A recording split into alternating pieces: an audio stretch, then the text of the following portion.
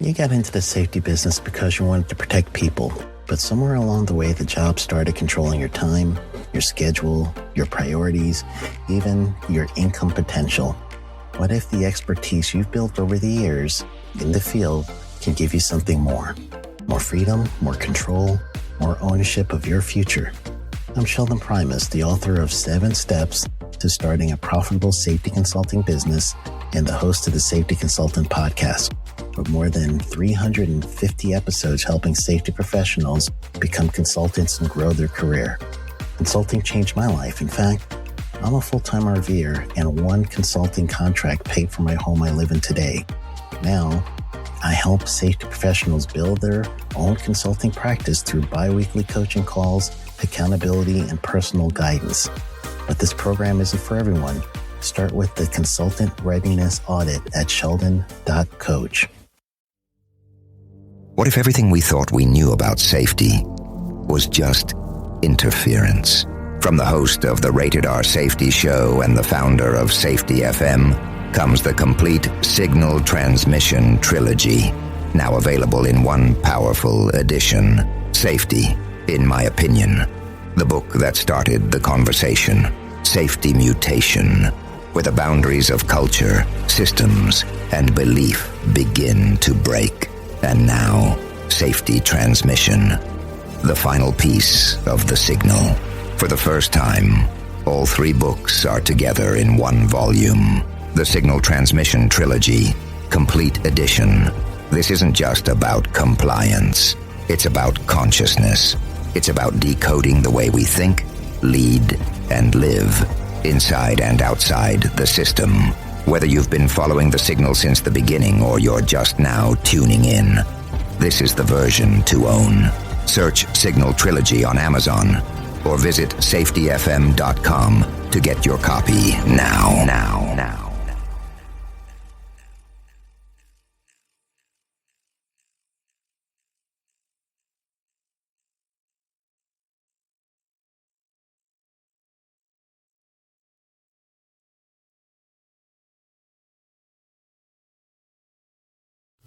Hi, this is Jim from Safety Wars. Before we start the program, I want to make sure everyone understands that we often talk about OSHA and EPA citations, along with some other regulatory actions from other agencies, legal cases, and criminal activity. Everyone is innocent until proven guilty in a court of law. Proposed fines are exactly that, and they are often litigated, reduced, or vacated. We use available public records, news accounts, and press releases. We cannot warranty or guarantee the details of any of the stories we share, since we are not directly involved with these stories, at least not most of the time. Enjoy the show. This show is brought to you by Safety FM.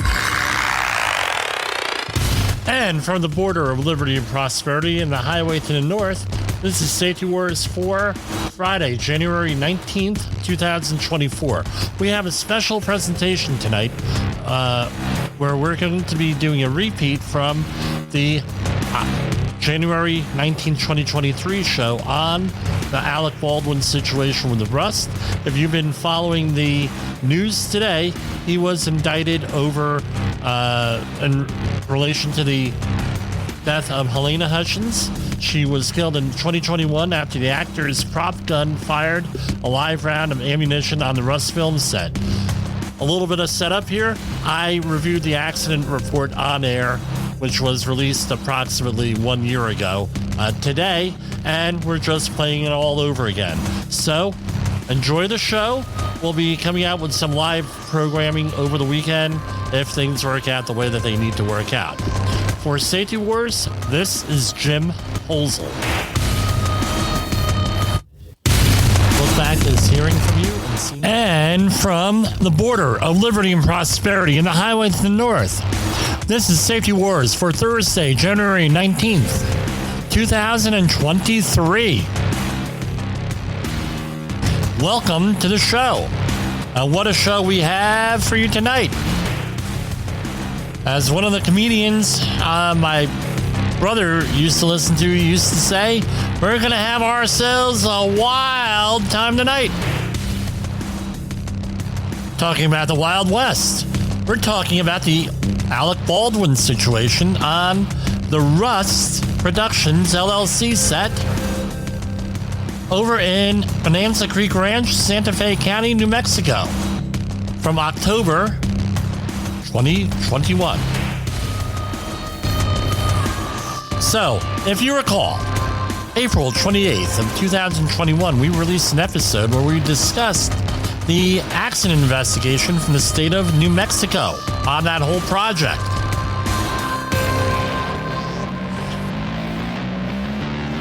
I said we'll follow up on that when we have more information. Well, we got more information. If you've been watching the news today, listen to whatever, however you get your news, reading it online, everything else, Alec Baldwin and the armorer from the incident were charged with involuntary manslaughter, which is a 4th-degree felony in New Mexico and carries a maximum 18-month jail sentence and $5,000 fine. And as I mentioned during our intro, innocent until proven guilty. So now we have a more complete thing of what's going on, and there's been some developments. I wanted to revisit this whole thing tonight because we're always getting new listeners. I can't expect everybody to go all the way back to April 28th, 2021 and listen to that. Even though I did repost it today on all of our social media stuff over on LinkedIn and on Facebook. And on Twitter, I believe. Also, yeah, Twitter. We did Twitter. As Jim Posel, Jim, P as in Peter, OES, L as in Larry. What's my contact information? It is Jim, Jim, at safetywars.com. And you can call me directly at 845-269-5772 if you're interested in health and safety training and everything else. If we have time, so we're going to talk about this, but if we have time towards the end of the program, we're going to talk about OSHA outreach training, which I am an OSHA outreach trainer. So who am I? Since I don't advertise every... and promote every episode before it airing. I've been a health and safety professional for, going on 31 years this year. I've been involved in environmental health and safety. I am a certified safety professional, certified hazardous materials manager, and among other things. And been doing industrial safety and environmental safety, like I said, for a long time. But anyway, I have the state of New Mexico Environmental Department, Occupational Health and Safety Bureau, issued a report last April, specifically on this accident. And I thought, and this is one of the reasons why we do this show, why Safety Wars is here, why Safety Wars Live is on now since last September, is we want to get behind the news. What's the news, right? So you go on the regular news, and there, even though I have some criticisms here or there, right? Bias, not telling the whole thing, keeping people out of state of heightened anxiety all the time and everything for ratings and everything else. They're going to say, no, this is basically how it went today on all the news outlets that I watched. Alec Baldwin and the armorer, and what was her name? I have it right here. No, Alec Baldwin and the armorer went and they've been charged in the shooting death of Helena Hutchins, and maybe having some legal commentary on there, and then they shut it off. But as safety professionals, and this program is geared towards safety professionals and management, there's a lot to be learned here from this accident report. A huge amount. Because this is going to be a little bit lengthy here. I have some highlights here, and it was 11 pages. The summary of the investigation was 11 pages. There's a lot to be learned, and I know that we've all heard this. As safety professionals, have you been in the field as long as I have and some of the other people here on the network? And it's really a lot to be learned, a lot to be thought about. here. So without any further ado, let me, an interruption, let me go and do this. I might have to take a break in the middle of this at a certain point. So on October 22nd, and this is from the State of New Mexico report, the summary of the investigation. On October 22nd, 2021, the Occupational Safety Health, blah, blah, blah, blah, initiated an inspection on the Bonanza Creek Ranch, Santa Fe County, and it's going on right at the incident happened on October 21st, approximately 1:47 p.m. Great. Okay. And if you look at the next couple of pages, which I'm not going to read, this was all a description of the work area, of the whole arrangement for the contract and everything else, and documents the closing conference, that sort of thing. And again, this is from New Mexico OSHA, right? Their own OSHA. They have their own state program for OSHA. And then you go to page 2, description of the thing, right? The armorer who was charged here was Hannah Gutierrez Reed, and her immediate supervisor was Sarah Zachary, props master or property master. So let me go back and read this. The firearm involved in the incident is a modern replica of the Colt 45 caliber revolver, long Colt in style. Russ had 13 such revolvers for the production in total from manufacturers Petit, Uberti, and Cimarron. In film, firearms are typically controlled by the props department, with the individual responsible for handling the firearms and ammunition titled armorer or weapons handler. The armorer for this film was Hannah Gutierrez Reed, and her immediate supervisor was Sarah Zachary, props master, a.k.a. property master. Nicole Montoya, props assistant, provided support to Zachary and Gutierrez Reed. And the Russ Props department was small, and for administrative purposes was placed under the art department headed by Brian Norville, who provided support for props but rarely worked with Zachary or Gutierrez Reed. Okay. Alec Baldwin, what was his responsibility according to this document, right? Alec Baldwin, actor, producer, and Joel Souza, director, negotiated with various producers to help create and fund the Rust project. Alec Baldwin's authority on the set included approving script changes and actor candidates. Alec Baldwin handled the revolver and fired the round that struck and injured Helena Hutchins and Joel Souza. So Hannah Gutierrez Reed reported to Sarah Zachary for direction on daily tasks. Sarah Zachary reported to Brian Norville. Brian Norville reported to Roe Walters. Roe Walters wrote the gallery. Okay, great. And it goes on and on.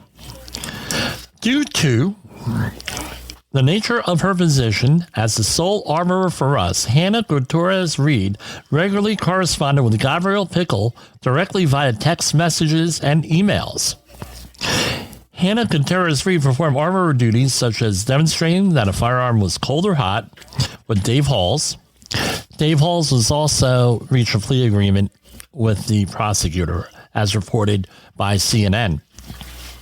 Dave Halls was also responsible for identifying and correcting hazardous conditions related to firearm safety. So this Mr. Halls, was a safety professional, basically. All right.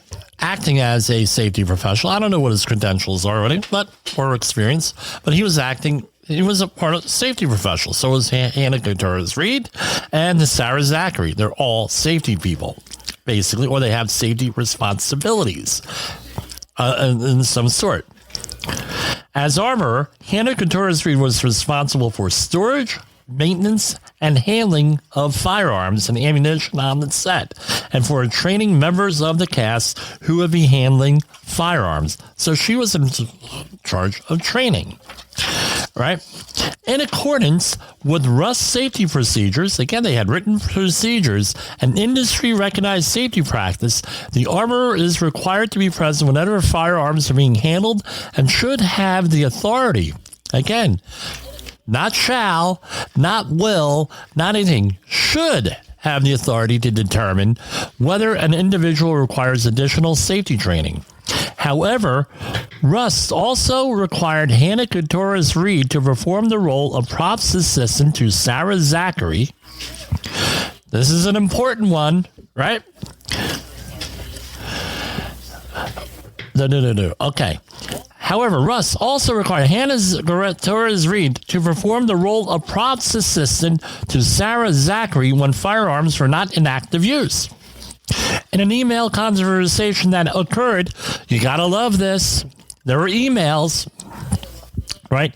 Gabrielle Pickle, who's everyone's boss here, one of the bosses, informed Hannah Gutierrez-Reed that she was allowed 8 paid days at the armorer's rate in her contract to perform armorer tasks, and the rest of her time was to be spent as props assistant. So, what do we have here? We have money involved. We have a budget involved. How long are you going to be involved in this? How long are you going to be involved in this? You're going to do pay rates and everything else. Now we have an incentive program being built in here, it sounds like. Has that ever happened to you? You're a safety professional? You're damn right it has. Happened a lot to me. Jim, we want you to do safety, but we also want you to do this. Younger days, young safety professional, not too much you could do. That wouldn't happen today. Believe me. On October 14th, Gabrielle Pickle, and I'm on page 4 of the report, emailed Hannah Gutierrez-Reed addressing armor and key assistant props duties, saying, "It has been brought to my attention, that you are focusing let me start this over. Quote, and this is Gabrielle Pickle saying this to Hannah Gutierrez-Reed. Quote, "It has been brought to my attention that you are focusing far more on armorer, right, and not supporting the props as needed." In the same email, and that's end quote, in the same email, Ms. Pickle informed Ms. Gutierrez-Reed that the production and AD team have seen twice that there was a shotgun left unattended after a scene. Ms. Pickle went on to say that she needed some type of check-in or check-out system put in place immediately. Ms. Gutierrez-Reed responded by email the same day, stating that the armorer job was a very serious job, and since we started, I've had a lot of days where my job should only be to focus on guns and everyone's safety. Ms. Gutierrez-Reed later in the same email stated, quote, "There are working guns on set every day, and those are ultimately going to be a priority, because when they are not, that's when dangerous mistakes are going to happen." This is right in an email. So she had divided duties, divided things. We all know from human organizational performance, we do have a thing called human error, right? There's going to be human error no matter what in managing equipment. Now you're introducing lack of focus here, and I'm not blaming anybody at all here. This is the system that they set up. Divided thing. Now, you can imagine running back and forth, and today we're doing this. It's a recipe, and what happened here? Someone getting killed. On October 16, 2021, there were 2 firearms misfires on the set. So there was a leading indicator here, apparently. And it goes on and on. That's not important. There was another misfire on the 16th. On October 17, 2021, Hannah Gutierrez-Reed sent a text message to Gabrielle Pickle stating, "Hey, we're on day 8 of armor days," meaning they're running out of money for armor. Is what this is saying in his email, because they only had budgeted 8 days. So if there's a gunfire after this, you may want to talk to the producers. Miss Pickle replied the same day that there will be no more training days. Okay, that's going to become important here in a minute, and you'll see there are no more training days, right? And then Mr. Looper, one of the other people in charge, right? No, Miss Pickle said training Alec and such. And then Lane Looper, first assistant camera, right, resigned, citing safety concerns among other issues, and stated in an email to Roe Walters, "During the filming of gunfights on this job, things are often played very fast and loose. So far, there have been 2 accidental weapons discharges and 1 accidental SFX, special effects, SFX explosive, that have gone off around the crew between takes. Mr. Looper went on to say, to be clear, there are no safety meetings these days. Oh, you have those things? Hey, Jimmy, we're in a big hurry. We're not going to have a safety meeting today. Can we put off that JHA meeting? We're going to be running. That's never happened to you as a safety professional? Holy crap, right? There have been no explanations as to what to expect for these shots. On October 21st, Dave Halls handed blah, blah, blah, and handed Alec Baldwin the revolver and shot blah, blah, blah. Okay, we know that. So, as a result of the inspection, we're into conclusions, page 6. This is the State of New Mexico Environmental Department Occupational Health and Safety Bureau report from last April. So, Rust, here you go. Rust demonstrated plain indifference to the safety of employees by ignoring recognized hazards inherent to the use of firearms and ammunition by failing to take appropriate corrective or investigative actions after 2 firearms-related incidents, in parentheses misfires, occurred on October 16, 2021, and after employees notified management that they did not feel safe with how weapons were being handled on set. Rust failed to follow company safety procedures. So you have written safety procedures in your workplace. Company ignores them, doesn't follow them, doesn't modify them when they need to, nothing like that. Does that sound familiar? Which likely would have prevented the accident from occurring. So now we have a willful situation here, it sounds like to me. The next paragraph, right? This is paragraph 21, all right, on page 6. Rust management did not ensure their own safety procedures taken from film industry safety bulletins issued by the industry-wide Labor Management Safety Committee were followed at the worksite. According to the General Safe Practices document provided by Rust, the following safety bulletins were taken into consideration during the course of production. Recommendations for safety with firearms and use of blank ammunition. Additionally, on January 7, 2022, Rust attorneys, blah, blah, blah. Okay, so what are they here? They list them here. Bulletin 1, page 1. This is from Recommendations for Safety with Firearms and Blank Ammunition. The property master or armor will work in conjunction with the production's designated safety representative to assure that the following standards are adhered to. Again, will work. Okay, and again, the problem here is this. There are no OSHA regulations, no laws here. That's an issue, and California wants to take care of that now based on this whole thing. Even though this happened in New Mexico, they shoot movies in case you haven't heard, at a place called Hollywood, right? So they're among other places in California. So they're going to go. They want to put some laws in place because in the absence of any laws, what do they have? A general duty clause, right? Under OSHA and apparently under the state of Mexico here. And that usually is an ex post facto when they respond to this stuff, meaning after the fact. So they got to wait for a leading indicator when they actually go after this stuff, right? When they start to investigate, unfortunately. Bulletin 1, page 1. The property master armor will work in conjunction with the production's designated safety representative to ensure that the following standards are adhered to. Right? This was a failure to implement this, according to the report, right? The standards listed in Bulletin 1 were not enforced by Rust managers and or supervisors, including and not limited to Sarah Zachary, the property master, and Dave Halls, the safety coordinator. Bulletin 1, page 1. Live ammunition is never to be used nor brought onto any studio lot or stage. Guess what? They had live rounds there. There was not a process to ensure that there were no live rounds. Failure to implement.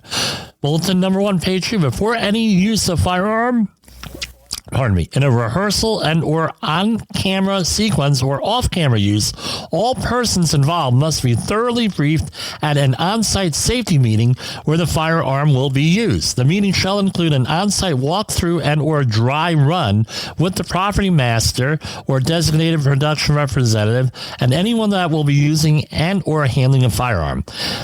Employees stated that while safety meetings took place, they were not conducted each day firearms were used on set. Failure to implement that.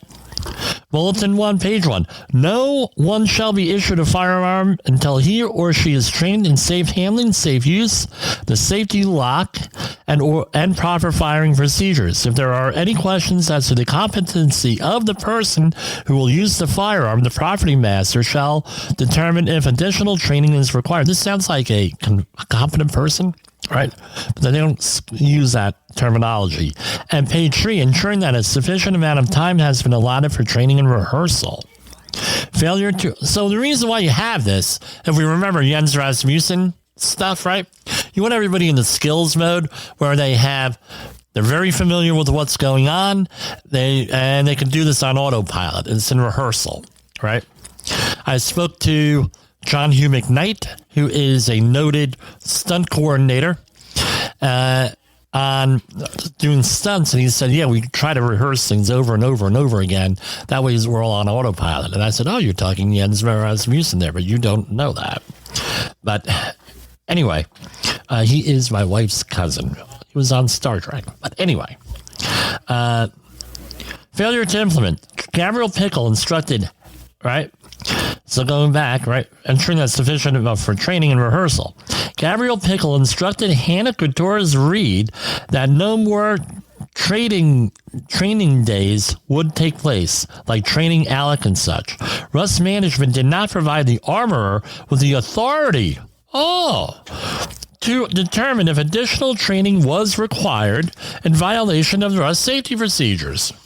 So she's acting as the competent person, not allowed to determine that. Essentially, that's what she is, a competent person. No authority. She had the knowledge to assess, she pointed it out, but no authority. Additionally, this bulletin should be attached to the call sheet each day firearms will be used. Failure to implement. So the bulletin that this all comes from is supposed to be included in the call sheet. Wow. So when you have a safety meeting on site, a job hazard analysis, toolbox talk, whatever you're going to have, don't you always, if there's a handout or notes or what the topic is on there, you try to attach that in the records. They try to do this here too. This is all standard stuff. Like I said, well, what does a movie have to do with general industry, with construction, shipyards, maritime? Well, guess what? We have safety meetings. I had one today.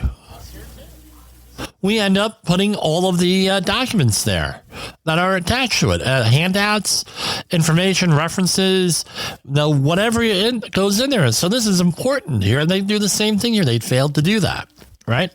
Never lay down, bulletin number 1, page 2. Never lay down a firearm or leave it unattended unless actively filming or rehearsing. All firearms should be safely secured. So, failed to implement this, right? After instructing Hannah Gutierrez-Reed to focus more on her props assistant duties and less on armor responsibilities, Gabriel Pickle then informed Hannah Gutierrez-Reed that production and AD team have seen twice there was a shotgun left unattended after a scene. We all need weapons to be in your control anytime they are used. Hannah Gutierrez-Reed explained conducting her armor duties and props assistant duties created a gap where an actor's or stuntman put down a firearm and step away, leaving it unattended. Hannah informed Gabriel that it would slow production down terribly if we had to check them back in between scenes, and when I'm forced to do both, that's when mistakes get made, like the shotgun being unattended. Gabriel Pickle instructed Hannah Gutierrez-Reed to develop a check-in or out system for weapons, but did not follow up to ensure weapons were secured and ignored Hannah Gutierrez-Reed's concerns without being provided adequate time to perform armorer duties. Okay? So we know where this is going. So we're on job sites all the time. I always recommend having an equipment person there, right? Have an equipment person there. And they said, and we've had these things. Well, people are going to sign in, sign out equipment and gloves and this and that, and it never works. When the hell has a sign out thing where nobody's responsible for Gluvno? When has that ever worked out on any of your jobs anywhere? And this is and again, I don't know what their background is, but adding another piece of paperwork and another procedure with people who are not already not following procedures doesn't ever work. All right. Bulletin 1, page 2. Now, this is basic firearm safety here, right? Refrain from pointing a firearm at anyone. If it is absolutely necessary to do on camera, consult the property master or armorer or other safety representatives, such as the first AD, which I think is assistant director / stage manager. Remember that any object at which you point a firearm could be destroyed. This is on page 8 of the report. Failure to implement. Lane Lufer stated that, and this is the one of the people who quit, right, that many camera shots had firearms pointed and firing at the camera. Helena Hutchins and Joel Souza were injured when a firearm was pointed in their direction, with Hutchinson's injury resulting in her death. Rust Management representative Dave Halls was present prior to and at the time of the firearm discharge a live round, severely injuring 2 crew members.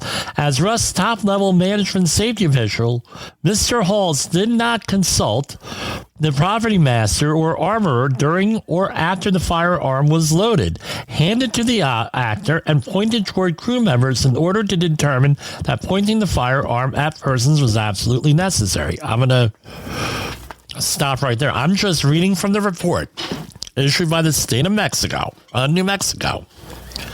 Bulletin number 1, page 2. 11, whatever that is. Firearms are to be loaded just before they are used in a scene. Failure to implement. On the day Helena Hutchins and Joel Souza were shot, the firearm was loaded and handed to Alec Baldwin during an informal rehearsal. So that thing was supposed to be emptied, period, according to this document, and prior to filming the scene involving the firearm. You're not supposed to put anything in there. And it was in there, according to this. And Russ did not provide staff, right? And now this is going on. We're done with the bulletin here, right? Russ did not provide, and we're on page 9 of the report. Russ did not provide staff responsible for ensuring firearm safety with sufficient time to inspect ammunition received to ensure that no live rounds are present. Number 23. Paragraph 23, the misfire, which occurred on October 16, presented a hazard to Sarah Zachary and any employees nearby. Rust failed to address the hazardous condition and reinforce adherence with their own protocols, right? With their own protocols, right, to protect workers. Rust Management, and we're getting towards the end here, right, including Gabriel Pickle and Ro Walters, ignored concerns of firearm misfires on set. All right. Dave Halls, the safety coordinator, was present on set when the first accidental discharge occurred. Mr. Halls did not discuss the incident with staff, report the incident to the producers, review the incident as a safety coordinator, ensure Sarah Zachary took appropriate actions with respect to safety protocols, or take any other corrective measures. According to employees interviewed, including Hannah Gutierrez-Reed, crew members verbally expressed their surprise and discomfort with Rust Management's lack of action, recording worksite safety issue. The worksite safety issue. That ever happen on any of our jobs? That ever happened where don't worry about it. It happened. Oh, who cares? That happens all the time. I hear that all the time.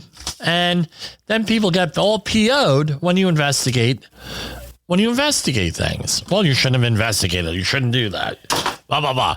Jimmy, we're looking for a one-pager here. And I said, no, I'm not doing a one-pager. I'm interested in doing a real accident investigation. All this stuff goes on in our workplaces as it is. Right? This could have been any one of our work areas. Take the gun out of it. This is what makes this whole thing in here. And Alec Baldwin, who is not liked by a lot of people. All right, for a lot of reasons. So, whatever. I'm not liked by a lot of people for a lot of reasons. I'm loved by a lot of people for a lot of reasons. But you know what I mean. Because of who it is, high-profile guy, has made a name for himself for doing various things. This is where this came in, but this could have happened, this crap, at any one of our job sites, is what my issue is. There's a lot to be learned by this report. So if I were you, I'd go take a copy of this report, this program, share it with your management on here, or take notes. Say, look, any of this could have happened here. This is how we run our show here. This is how we run our business. Right? And I'm not done with the accident report. No, paragraph 25. Rust initiated no investigative action for the second firearm misfire on October 16th beyond Hannah Couture's read asking Blake Teixeira how it happened. Dave Halls was present during the incident and did not speak to either Hannah Couture's Reed or Blake Teixeira. Lane Lufer, first assistant camera, texted Roe Walters informing her, quote, We've now had 3 accidental discharges. This is super unsafe. The third discharge involved a special effects popper, which is a small explosive that simulates a bullet impact on a surface. Roe Walters responded, accidental discharge on the firearms? Lufer responded, yeah, 2 discharges today and 1 on week 1. Roe Walters did not ask any additional questions to try to understand what had occurred. Despite being informed of the misfires, that at least 1 employee expressed not feeling safe, Rust management took no corrective action. We're on paragraph 26. Rust recognized the hazards associated with firearms and adopted safety bulletins that were designed to control and mitigate these hazards. Rust described these protocols as being enforced by the first assistant director, who is the safety coordinator. Ryan Smith, producer, also stated during the closing conference that all members of cast and crew had stop work authority. Really? Despite this, no corrective investigative or disciplinary action was taken after the first and second firearms misfires by any member of the management. David, now, this would indicate to me that either they didn't know that they had stop work authority or there was an incentive against using it. That's what it indicates to me. That's speculation, but why wasn't it ever used? Would be the question for the investigator. It's not listed in here, but that's a question I would. How come you didn't use it? Did you know you had it? That's a very common question during accident investigation. How come you didn't stop? But the thing is that this is blaming the employees, right? This is blaming the employees. Do we really blame the employees here? Employees didn't do it. They should have done it. Well, okay, that's what we call a counterfactual argument. Counterfactual arguments don't get us anywhere, ever. Counterfactual arguments are like, well, you should have done this. Well, it didn't happen. Well, they should have stopped work. Well, they didn't. Okay, great.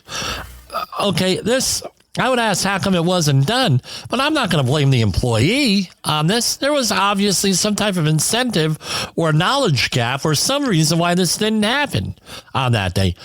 October 16th, I should know this. It's my birthday. I don't know what day of the week. It might have been a Friday. I don't know. Maybe they had off the next day. They were going out. They were distracted. I don't know what happened here. But don't blame the employee on this if you're a manager. Dave Halls, first assistant director and safety coordinator, was physically present witness to these misfires and chose not to take any corrective investigative or disciplinary action. I'd love to know what the inside story is on that. Maybe it'll come out in the next few days, right during the trial. When the unit production manager, Roe Walters, was informed by the props master, the first assistant camera that weapons misfires had occurred, Walters did not initiate any corrective investigative or disciplinary action. Why? That's my question. Why wouldn't that person? That's one of the people responsible for this. Oh, well, even somebody else? It could be many. I'm seeing this. This is normal for a lot of organizations I've worked with, right? Especially in the past. That's why I don't work with a lot of these organizations anymore. They're not there.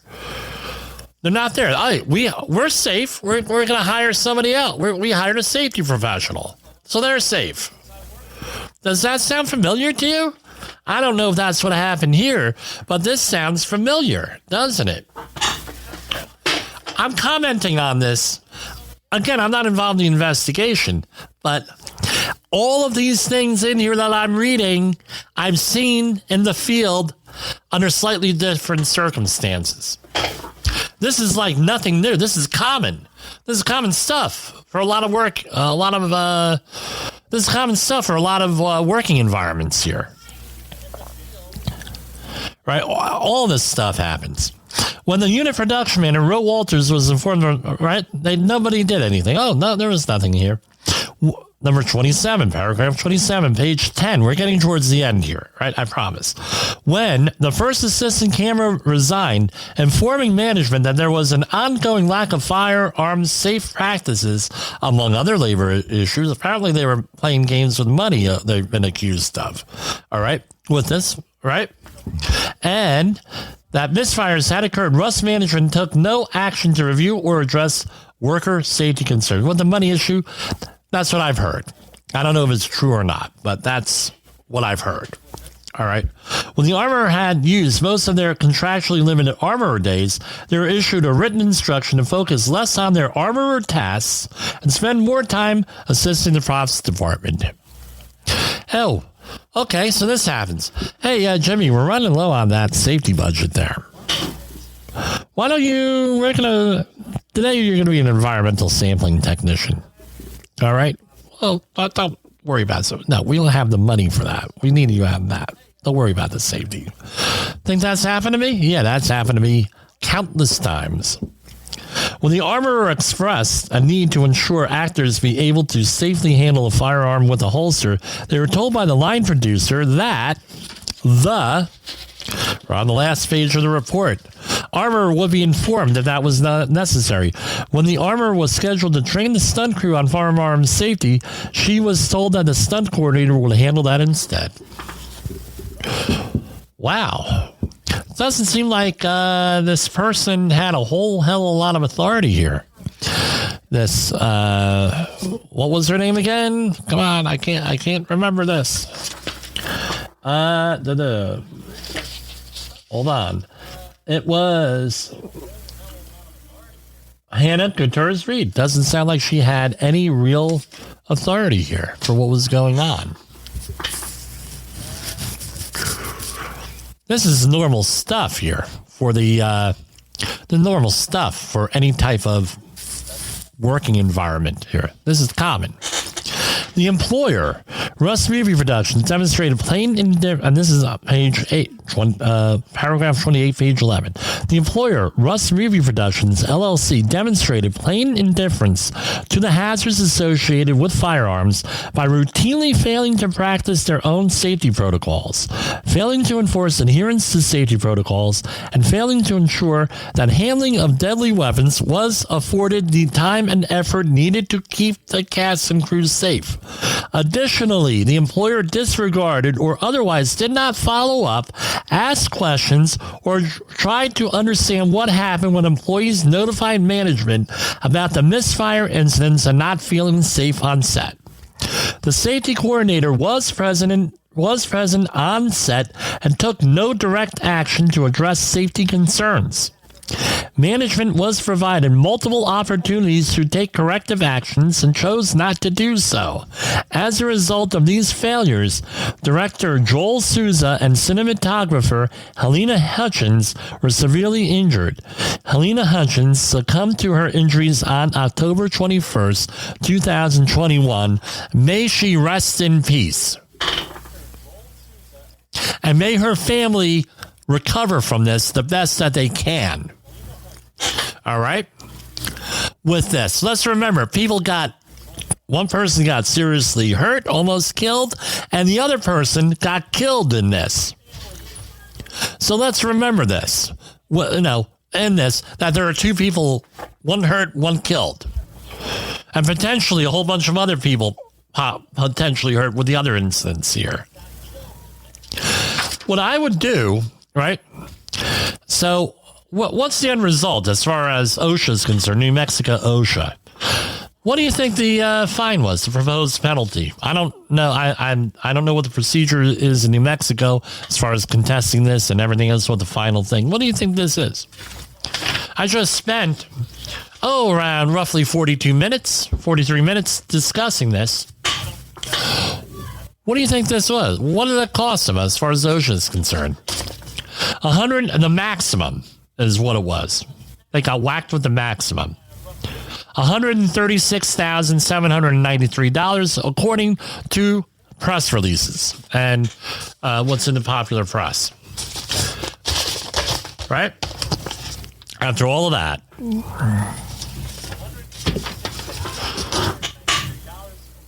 Once I don't know if they negotiated this down or this is going to be contested and everything. I have no idea.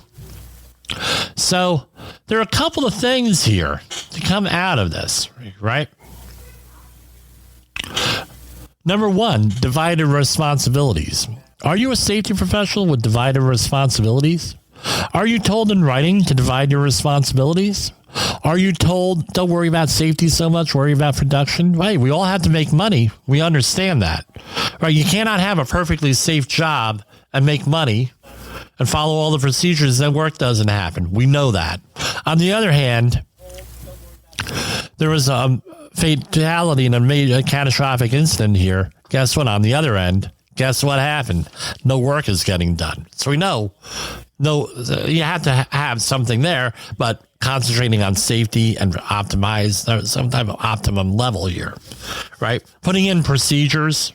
They put in all these procedures, everything in the safety plan, ignored them. Does that ever happen at your workplace? How about management witnesses? Maybe you're the safety professional and you witness something and you don't investigate it. How about that? How about you're reporting to people you do not appreciate safety? You don't have a safety culture in there. Does that happen? That might have happened here. I don't know. I didn't do the investigation. But it seems like, hey, upper level management was writing out emails and everything that seemed pretty, not so good for them. And I'll say that there are a lot of settlements in this case already, and people were paid, things of that nature. With this, with all this, I don't understand the legal strategy. I asked a couple of attorneys to come on tonight. They had declined because they're not really familiar with the case. They don't want to go on the record and everything. So, leading indicators. Are there leading indicators out there that might indicate that there's a problem that could be used to map things out? And we understand a lot of times leading indicators have nothing to do with an actual accident and they're random. However, in this case, we had 3 leading indicators that might have right in a row, right immediately preceding this for a couple of days. Right, happened on the 21st. The leading indicators happened the previous week. 3 real, right? Hey, maybe we have a problem here. Something didn't sound right, right? Because often leading indicators and near misses have no actual relationship to the actually what's going on there, right? The actual incident. But in this, one of the cases that might not be true, where we have things happen in a row here that go on. No investigation. Do you wish that maybe on the 17th that they sat down and they said, well, hey, let's stop work. Let's think about what we're doing here. Right? Maybe we got to reshuffle the budget on here a little bit. Maybe, hey, we're on paper. Maybe, no, I think that everybody could have worked something out here prior to this if they had a meeting. Maybe not. I don't know. But that's the kind of strategy I would have liked to employ. let's have and talk about this, because I tell you what, back when how old is this? Hannah Gutierrez Reed. How old was she when this happened? All right. She is currently 24 years old, according to some sources, right? For this. I remember being a 24-year-old safety professional. No authority. They didn't want to tell you, you were still that kid right out of school. Guess what happens? Hey, let's do X, Y, and Z. They blow you off. I've been in that situation. Back in that situation, this is apparently, according to most press accounts, like her first big break. You're trying to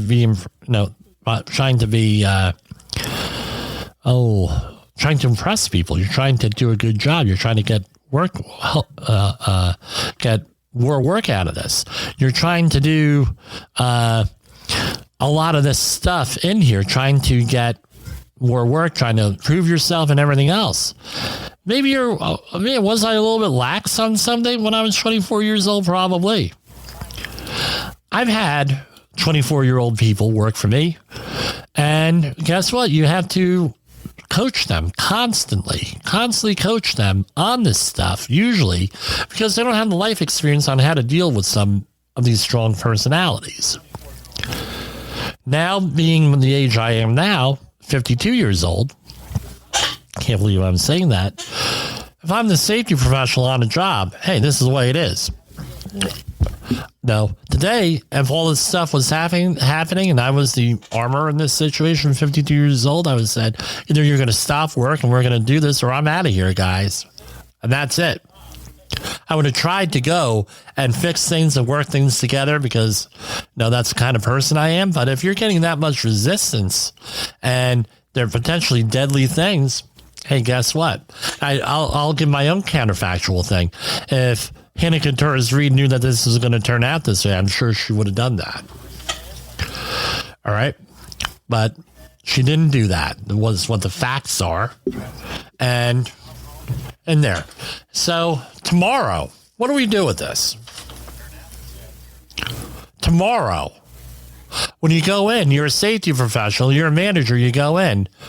Are you going to look at your job site a little bit differently? Or are you going to look at your working environment a little bit differently now? Because I tell you what, after I read through all this episode is going out to my clients with my notes on here. So this could have happened on any one of the jobs I've worked on if people ignored hazards. If people and management set up an incentive program here, if management ignored things, something like this could have happened. Not that I work with guns, I work with a lot of other things. I've worked with explosives. I've worked with a lot of different things. How do you think that would have worked out for anybody if we just ignored the hazards? We didn't take them seriously. That was what the incentive program was. Now, one of the things I would recommend anybody who's involved with this is, one, get everything in writing. That may be her saving grace here, not getting convicted, as everything was in writing in the working environment she was in. That might be it. Number one. Number two is this. We have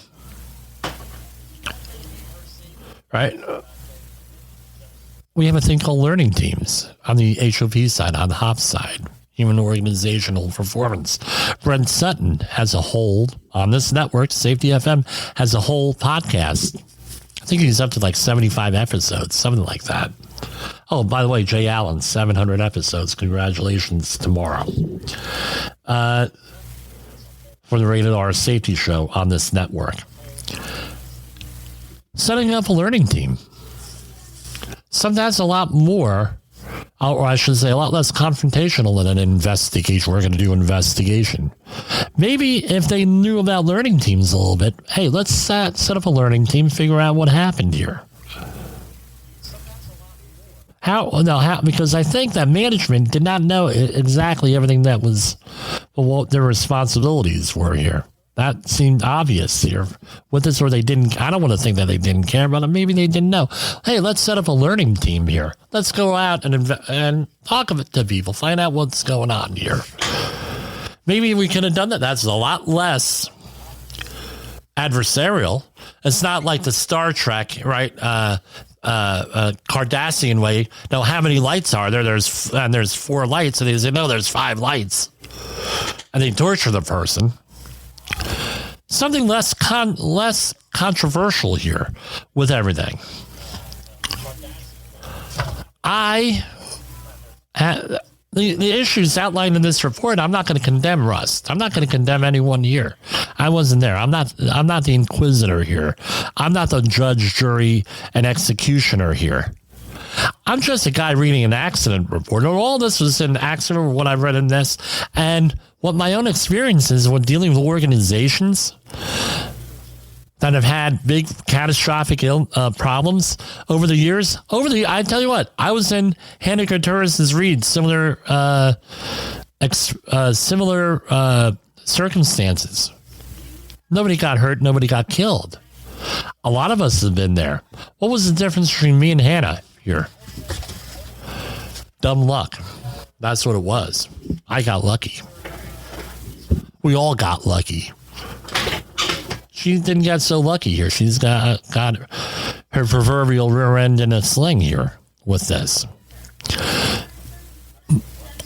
As I see it, based on this report, all right, she might get off from this only because she got the instructions of her management.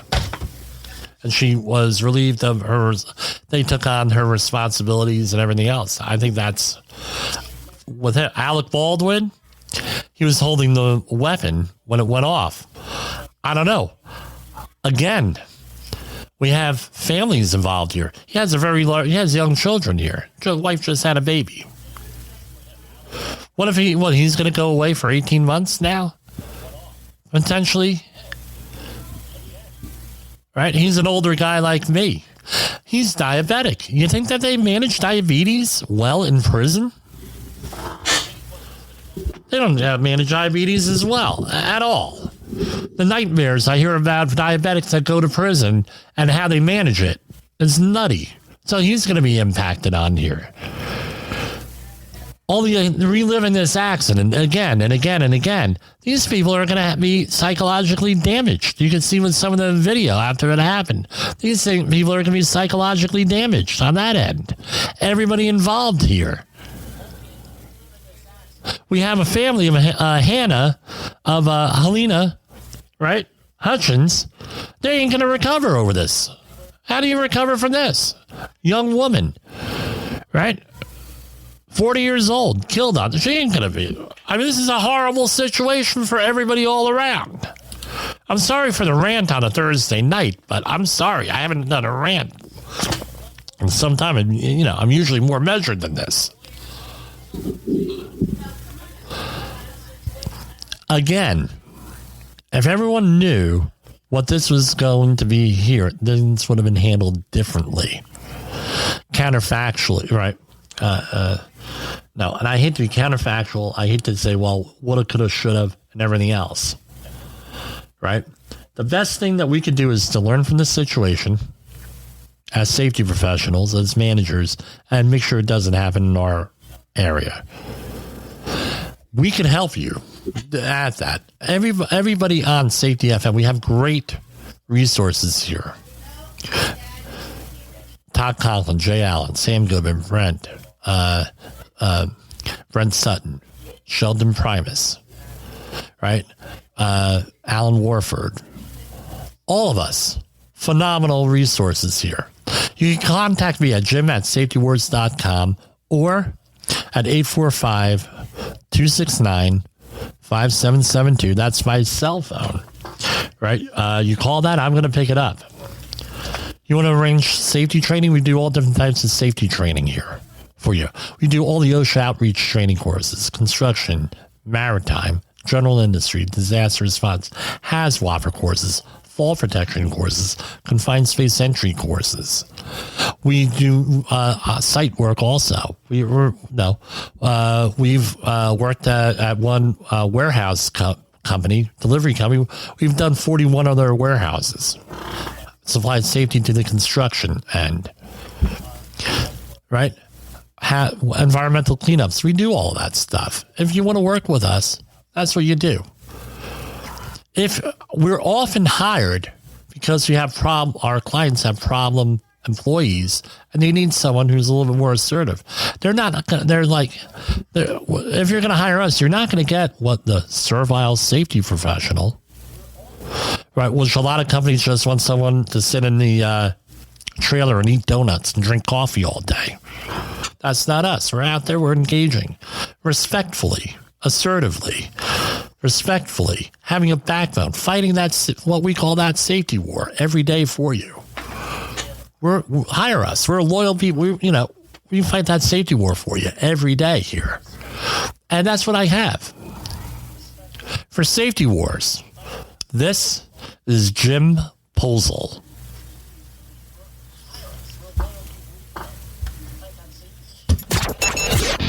The views and opinions expressed on this podcast are those of the host and its guest and do not necessarily reflect the official policy or position of the company. Examples of analysis discussed within this podcast are only examples. They should not be utilized in the real world as the only solution available, as they are based only on very limited and dated open source information. Assumptions made within this analysis are not reflective of the position of the company. No part of this podcast may be reproduced, stored in a retrieval system, or transmitted in any form or by any means, mechanical, electronic, recording, or otherwise, without prior written permission of the creator of the podcast, Jay Allen.